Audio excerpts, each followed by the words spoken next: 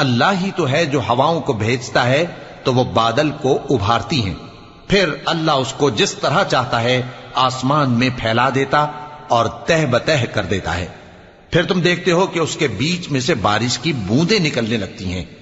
پھر جب وہ اپنے بندوں میں سے جن پر چاہتا ہے اسے برسا دیتا ہے تو اسی وقت وہ خوش ہو جاتی ہیں، جبکہ وہ اس کے برسنے سے پہلے یقیناً نا امید ہو رہے تھے۔ تو اے دیکھنے والے، اللہ کی رحمت کی نشانیوں کی طرف دیکھ کہ وہ کس طرح زمین کو اس کے مرنے کے بعد زندہ کرتا ہے، بے شک وہ مردوں کو زندہ کرنے والا ہے اور وہ ہر چیز پر قادر ہے۔ اور اگر ہم ایسی ہوا بھیجیں کہ وہ اس کے سبب کھیتی کو دیکھیں کہ زرد ہو گئی ہے تو اس کے بعد وہ ناشکری کرنے لگ جائیں، تو تم مردوں کو بات نہیں سنا سکتے اور نہ بہروں کو جب وہ پیٹ پھیر کر لوٹ جائیں آواز سنا سکتے ہو، اور نہ اندھوں کو ان کی گمراہی سے نکال کر راہ راست پر لا سکتے ہو۔ تم تو